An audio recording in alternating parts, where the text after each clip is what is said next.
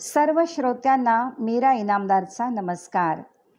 भक्ती योगांजली या चॅनलवर यापूर्वी गीता कथा, हरिपाठ आणि अन्य निरूपणांच्या निमित्ताने आपण भेटलोच आहोत. आज एका नवीन विषयासह पुन्हा भेटतेय. आता संत मीराबाईंची जीवनगाथा एका कादंबरीतून आपण ऐकणार आहोत. सावरे रंग राची या श्रीयुत सोमनाथ केसकर यांनी लिहिलेल्या आणि रिया पब्लिकेशन्सने प्रकाशित केलेल्या कादंबरीचं मी अभिवाचन सादर करते. आध्यात्मिक विषय सर्वांपर्यंत पोहोचविणाऱ्या सौ अंजलीताई आवाड यांच्या भक्ती योगांजली या चॅनलवरून आपण या चरित्रगाथेच्या श्रवणाचा आनंद घेणार आहोत. अशी सुंदर संधी उपलब्ध करून देणाऱ्या सौ अंजलीताईंचे मी मनापासून आभार मानते. संत मीराबाईंच्या जीवनावरील वाचनाचं सादरीकरण करावं अशी माझी मनापासून इच्छा होती आणि आदरणीय केसकर सरांनी लिहिलेल्या या कादंबरीमुळे तो योग जुळून आला.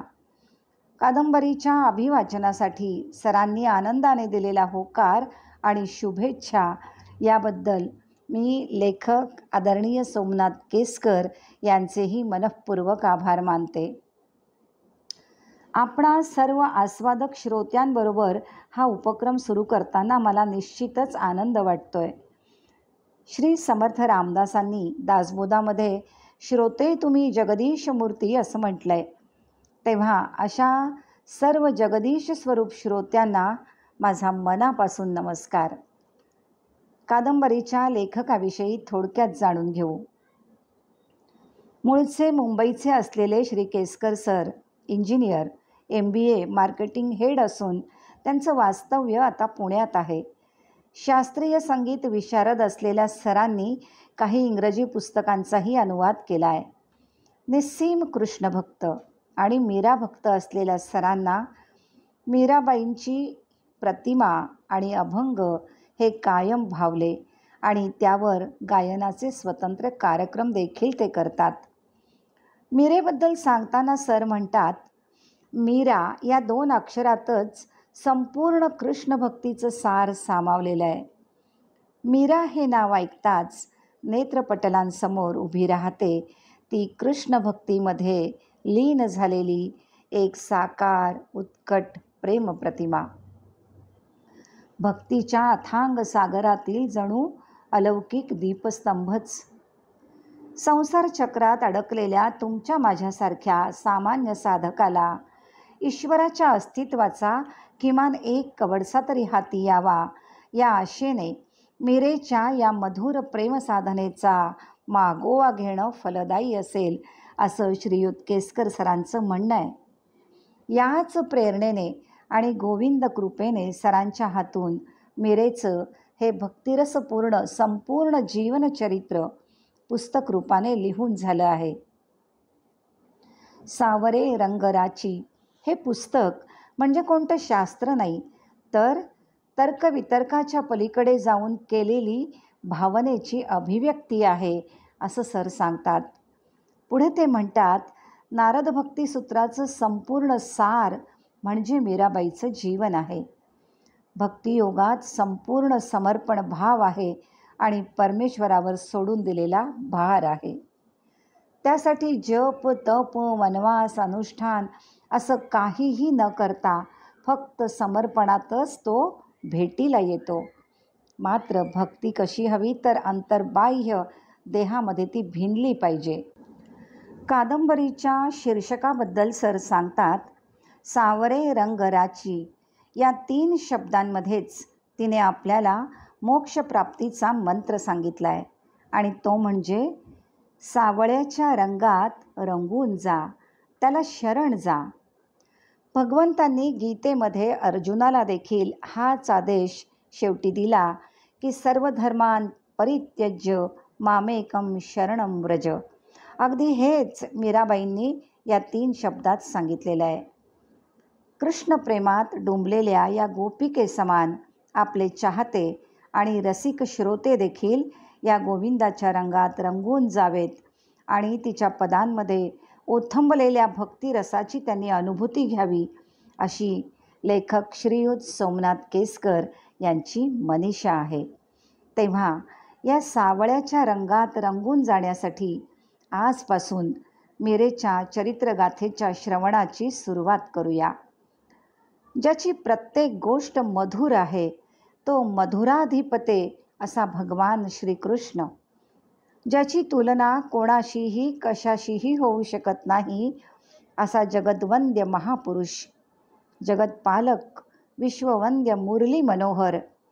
कृष्णाला जितकी विशेषणं लावावीत तितकी कमीच. वेदांनाही नाही कळला अंत पार याचा, ज्याचं वर्णन करताना श्रुती, स्मृती, पुराण, महाकाव्य देखील कमी पडावीत असा तो महानायक. भारतभर श्रीकृष्ण भक्ती प्रसिद्ध आहे. श्रीकृष्णाचं पूर्ण जीवन विविध रंगांनी, घटनांनी नटलेलं आहे. विष्णूचा पूर्णावतार असलेल्या श्रीकृष्णाची आज जयंती. आजच्या शुभ दिवसाने आपण आपल्या वाचन श्रवणाचा शुभारंभ करूया आणि पुस्तकाच्या प्रस्तावनेपासूनच ही सुरुवात करू. आज सादर करते सावरे रंगराची या पुस्तकाबद्दलच्या उत्सुकतेची आणि कुतूहल वाढवणारी लेखक श्रीयुत सोमनाथ केसकर यांनी लिहिलेली या पुस्तकाची प्रस्तावना. रम्य ते वृंदावन. पौर्णिमेच्या चंदेरी प्रकाशात न्हावून निघालेला यमुना तीर आणि त्याचा अथांग कृष्णडोह. काठावरच्या गर्द कदंब वनातून मंद वायुलहरींसह आसमंत भारून टाकणारे ते स्वर्गीय मुरलीचे सूर. त्या सुरात चिंब भिजून बेधुंद रासक्रीडा करणाऱ्या गोपिका, परमात्म्याशी एकरूप होण्यास आतुर झालेल्या प्रकृतीच्या जणू मुक्त पाऊलखुणाच. आणि या रासाच्या केंद्राशी सावळ्या रूपात त्यांना खुणावणारा, झुलवणारा, अंतरीचा गाभारा व्यापून टाकणारा तो मुरलीधर कान्हा. कुणाकुणास वेड लावलं नसेल या कान्हाने. वृंदावनात रासक्रीडा करत गोपसख्यांना प्रेमयोगाचा दृष्टांत दिला, तर कृष्णवेड्या राधेस त्याने आपल्या रंगात रंगवून टाकलं. रुक्मिणी असो वा द्रौपदी, सखा उद्धव असो वा प्रिय अर्जुन, सारेच त्याचे भक्त त्याच्या कृष्णरूपात स्वतःचं अस्तित्व हरवून गेले होते.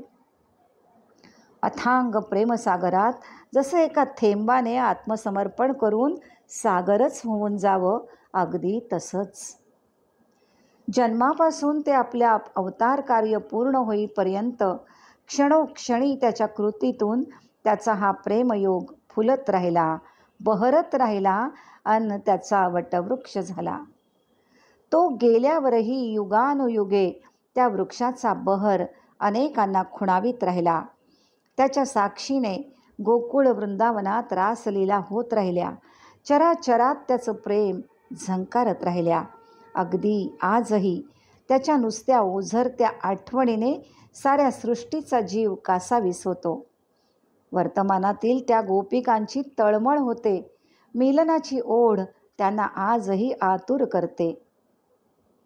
जसं बीज मिटल्याशिवाय वृक्ष अंकुरत नाही, तसंच मीपणातून मुक्त झाल्याशिवाय कृष्णस्वरूप साकारत नाही.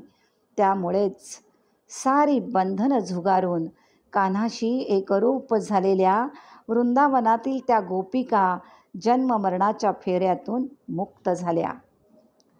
आकाशव्यापी झंझावाती मेघाने जसं अखिल धरेला न्हावून टाकावं आणि त्या ओलाव्यात चिंब भिजूनही एक काष्ठ मात्र शुष्कच राहावा, तशीच वृंदावनातील एक गोपिका त्या कृष्णस्वरूपास साक्षी असूनही जीवनभर अलिप्त राहिली. सारे गोपगोपी त्या कृष्णरूपी चंद्रप्रकाशास चकोराप्रमाणे प्राशन करीत असताना ही गोपिका तृषार्तच राहिली. एक दिवस तो योग आला. एक अनामिक क्षणी तिला गोवर्धन गिरिधारीच्या त्या दिव्य स्वरूपाची अनुभूती आली आणि त्याच क्षणी तिची भावसमाधी लागली. या जन्मी त्याची भेट अपूर्ण राहिली. मात्र जन्मोजन्मीचा पुढचा प्रवास केवळ त्या गोविंदासाठीच करण्याचा निश्चय करूनच ती देहमुक्त झाली. अनेक शतकांनंतर एका थोर राजकुळात तिचा जन्म झाला. स्वर्गीय सौंदर्य, राजवैभव, संपन्नता कशाचीच उणीव नव्हती. सारी सुख जणू या राजकुमारीच्या पायाशी लोळण घेत होती. मात्र असं असूनही ती विरक्त होती. बालपणीच्या एका प्रसंगामुळे तिच्या हृदयाने पूर्वजन्मीच्या कृष्णप्रेमाचा ठाव घेतला आणि ती पुन्हा गोविंदाच्या मूर्तीशी एकरूप झाली. कदाचित अनेक युगांची तिची साधना फलद्रूप झाली असावी. आता तिचा प्रियकर सखा कृष्ण प्रत्यक्ष तिच्यासमोर नव्हता. त्याचं फक्त साकार मूर्तिरूप तिच्यासमोर होतं. मग ती कल्पनेच्या विश्वात आपल्या प्रियकर सख्याशी प्रेमालाप करू लागली. त्याच्या मूर्तिमय सगुण रूपाशीच ती एकरूप झाली. मात्र पाण्यात राहूनही कमळपुष्प कोरडं अलिप्तच राहतं ना, तशीच ती या संसाररूपी मोहजाळातून विरक्त राहिली. मोहाचा लोभाचा त्याग करून जनरीत, लोकलाज, मान मर्यादा सारं काही सोडून ती कृष्णप्रेमाच्या वेडात तल्लीन झाली. त्याच्या मुरलीतून जसे मंजूळ सूर उमटावेत तसे तिच्या कंठातून स्वर्गीय सूर उमलत राहिले. ती गोविंदासाठीच गात राहिली, नृत्य करीत राहिली. त्याच्या विरहाने व्याकुळ झाली, त्याच्या भेटीचा धावा करू लागली. या व्याकुळ प्रेमवेड्या भक्ताच्या भेटीस मग त्याला यावं लागलं. त्याच्या कृष्णमेघी अस्तित्वानं तिला व्यापून टाकलं. ती मोहरून गेली. तिच्या आयुष्याचा कण कण गोविंद भक्तीने पुलकित झाला.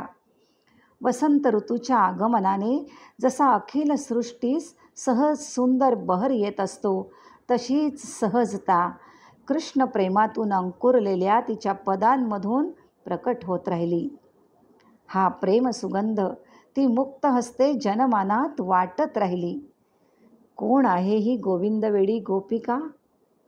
निष्काम प्रेम आणि भक्तिरूप समर्पण जिने प्रत्यक्ष आपल्या जीवनाच्या साक्षीनं फुलवलं. कोण आहे ही प्रेमरूपी गीतेची स्वरूपा? ती आहे मीरा. या 2 अक्षरातच संपूर्ण कृष्णभक्तीचं सार सामावलेलं आहे.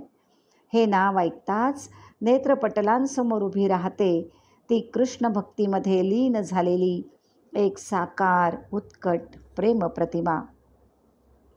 चला, भक्तीच्या अथांग सागरात स्वानुभूतीने अढळ पदावर विराजमान झालेल्या या अलौकिक दीपस्तंभाचं दर्शन घेऊया. कृष्णप्रेमात डुंबलेल्या या गोपिकेसमान आपणही गोविंदाच्या रंगात रंगून जाऊया. तिच्या पदांमध्ये ओथंबलेल्या भक्तिरसाची अनुभूती घेऊया. संसार चक्रात अडकलेल्या आपणासारख्या सामान्य साधकाला ईश्वराच्या अस्तित्वाचा किमान एखादा कवडसा तरी हाती यावा, या आशेने मीरेच्या या मधुर प्रेमसाधनेचा मागोवा घेणं फलदायी असेल. याच प्रेरणेने आणि गोविंद कृपेने मीरेचे हे भक्तिरस संपूर्ण चरित्र आपल्या हाती सोपवत आहे. हे शास्त्र नव्हे तर तर्कवितर्कांच्या पलीकडे जाऊन केलेली भावनेची अभिव्यक्ती आहे.